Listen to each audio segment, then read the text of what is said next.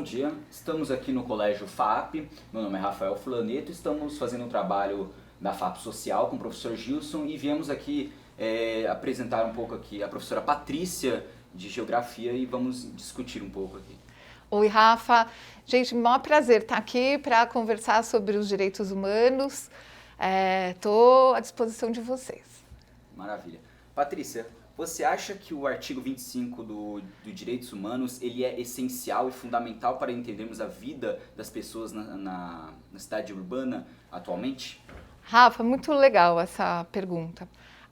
Eu entendo que esse artigo ele abre uma perspectiva para a gente entender qual é o papel da cidade para os próximos 50 anos, né? A ONU diz que uma grande parte da população, até 2050, quase 80% da população mundial estará vivendo em cidades. A gente pensar essas pessoas na cidade e qual o tipo de estrutura que a cidade vai poder oferecer para essas pessoas é fundamental, né? O artigo ele pontua assim com muita precisão, né, que essa vida que vai ser reproduzida pela sociedade precisa ser uma vida digna. E que essa dignidade está implicada diretamente ao acesso a determinados serviços, né?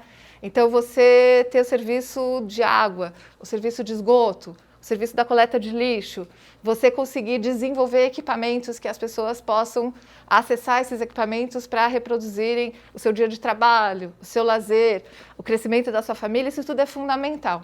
Esse artigo ele deixa muito claro que essa vida digna só pode acontecer se todos esses elementos, né, o acesso ao trabalho para evitar o desemprego, o acesso ao transporte, o acesso à habitação, essa habitação que não pode ser só um lugar onde a pessoa, um teto em cima da cabeça das pessoas, né, que esse lugar de habitar tem que ter uma relação com o seu entorno, tem que ter uma relação com o bem-estar, né? Essa casa ela não pode ser uma casa abandonada num lugar, ela tem que ser uma casa que está inserida dentro da lógica da cidade.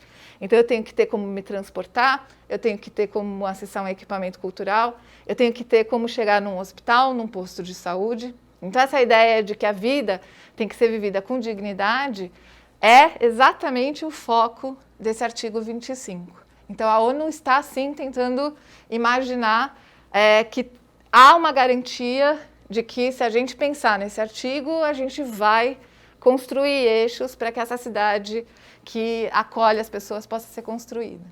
O artigo 25, o parágrafo 2, ele está querendo falar sobre a maternidade e a infância. O que você tem a dizer sobre isso? Na hora que a ONU pontua ou destaca, né, o papel das mulheres e das crianças, eu entendo que ela está dando luz a dois aspectos. O primeiro é pensando que essa ideia de direito universal é um direito inclusivo. Então, a gente vai pensar grupos que historicamente ficaram à margem desses direitos, né? E que, a partir dessa inclusão do artigo, merecem ser olhados com mais importância. Então, as mulheres como um papel importante na força de trabalho ainda hoje, 2/3 da força de trabalho mundial é feminina, né? Grande parte das famílias tem nas mulheres as cabeças, né? As que organizam o trabalho doméstico, organizam a família, organizam a estrutura que vai trazer dinheiro para casa. E as crianças, que durante boa parte da história, é um termo inclusive muito moderno, criança, né? Não se falava em criança na Idade Média, nem na Antiguidade. A ideia de que a criança precisa ter os seus direitos garantidos. Então, eu entendo que a ONU acrescenta esse parágrafo a esse artigo para dizer, olha, essa cidade não pode ser só a cidade onde você reproduz o trabalho e reproduz a família, mas necessariamente ela tem que ser uma cidade que acolhe os idosos, que também estão no artigo, né? Essa ideia da velhice, de uma velhice com qualidade, com padrão de atendimento, um olhar para esse idoso, né? Então, você teria esses 3 grupos. As mães, né? A ideia da mãe, por quê? Porque é a mulher que, nesse momento que ela é mãe, ela não trabalha, então ela precisa ter uma segurança para a criação desses filhos, né? Ela precisa ter essa rede de apoio, né? Dessa mulher que deixa de trabalhar ou que vai trabalhar e criar os filhos, então ela vai precisar de uma estrutura de uma escola, ela vai precisar da estrutura de uma praça, ela vai precisar da estrutura de um equipamento cultural, né? E essa criança que precisa também ter esse Estado olhando e acolhendo essa infância, né? Então, uma ideia de segurança, uma ideia de lazer e uma ideia de que é preciso criar situações para que as pessoas acessem o prazer e acessem o bem-estar. Então, você garante uma coesão social e, ao mesmo tempo, garante uma unidade familiar, né? Se a gente pensar que essa maternidade pode ser uma maternidade não escolhida, ou pode ser uma maternidade ainda que vem muito cedo na vida dessa mulher, ou que essa maternidade não está acompanhada de um planejamento familiar, né? Não tem um posto de saúde, não tem um equipamento, uma estrutura de saúde que acompanha essa mãe. Então, quando a ONU coloca esses dois momentos dentro do mesmo artigo, ela está querendo dizer, olha, eu preciso ter a cidade, mas ao mesmo tempo eu preciso ter essa política que olha para essa família dentro da cidade. Patrícia, qual que é a importância do Brasil ser um signatário dos direitos humanos?